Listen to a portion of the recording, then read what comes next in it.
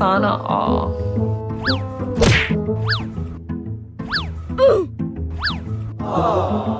For today's video, magpapalit nga pala si Daddy ng mouse at headset dito sa aming computer shop. Dahil nga may mga mouse na nagloloko. Ito nga ipapalitan na rin ni Daddy para mga customer namin ay hindi na magreklamo. Medyo malakas pa nga rin ang aming computer shop. At kahit may pasok nga tuwing pagkawas naman nila, ay dito rin ang baksak nila.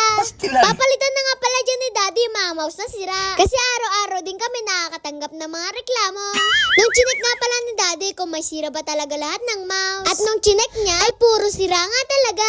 Agad naman umorder si Daddy ng mouse at headset dito. At dahil nga araw-araw ginagamit ito, malamang masisira talaga ito.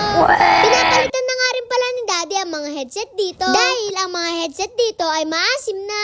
Medyo bumabaho nga pala ang mga headset. Lalo na kung ang mga bata ay pawis na pawis. Okay. Yung tinatanggal nga pala yung headset dito, ito ay inamoy ng Daddy ko. At totoo nga ang balita, maasim talaga siya. Pinamoy nga rin pala ni Daddy sa mga bata ito. At talagang pati sila ay nabahuan na rin. Ito nga palang bagong negosyo namin. At itong bagong business namin na ito nga pala ay printing shop. Sana Si Daddy nga palang gumawa ng counter na yan para ma-manage din namin ang pagpapagawa. Kaya pala naisipan namin ang printing shop na yan. Kasi madalas may nagtatanong sa amin kung may pa-print daw sa amin. Ilalagay na nga pala ni Daddy yung printer na binili niya. At ang lahat pala ng gagamitin dyan ay halos puro brand new lahat. Paano masabi? Talagang business-minded talaga si Daddy. Kasi bawat may malalaman siyang business, ay agad niya itong ginagawa. Ipinapasok na nga pala ni Daddy lahat ng gagamitin dyan. At yung iba pa nga ay galing pa ito sa Shopee. Yung ibang player nga rin pala dito ay dito na nagawa ng project. At pagtapos naman nila gumawa ng project, malamang puro games na ito. Yan nga palang binubuksan ng Daddy ko. Ayan nga pala yung laminating machine. At kung meron nga rin magpapalaminate sa inyo, ay pumunta lang kayo dito. May Xerox nga din pala dito. Kaya kung kailangan mo magpa-Xerox ng kung ano-ano, ay pwede kang pumunta dito at panigurado, napakamura ng mga bayad dito.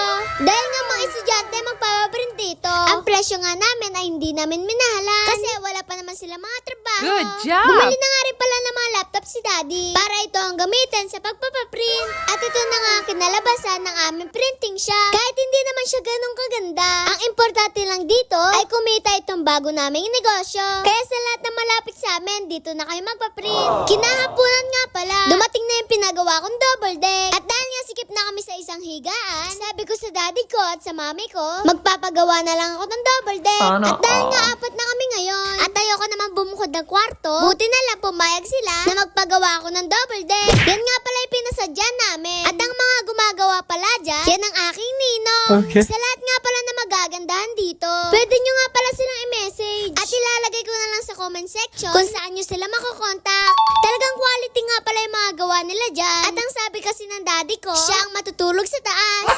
Makikita nyo naman na hindi tinipid sa materialis yan. At ang maganda pa nito, kung ano yung gusto mong design ay masusunod. Maraming beses na nga rin pala ako sinasabihan ni Mami at Daddy na ako'y matulog na daw sa isang kwarto. Pero dahil sabi ko natatakot pa ako, buti na lang pumayag sila na magpagawa ko ng double deck. Pumunta na nga rin pala si Mami at Daddy sa bayan. At dahil wala pa nga kutso na gagamitin doon, ay bumili na sila sa bayan. Pinuntalin na nga lang sa bubong yung binili niya dyan. At gabi na nga pala sila nakarating sa bahay.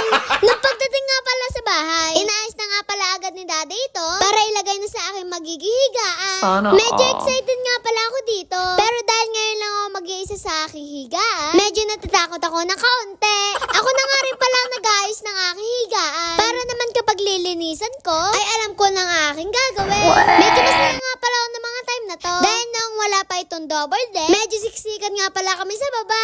Ito na nga pala yung kinalabasan ng aming kwarto ngayon. Simple lang pero dahil kasama ko ang aking pamilya, ay masaya na ako dito. Yun lang, paalam. Please like, follow, share. Thank you!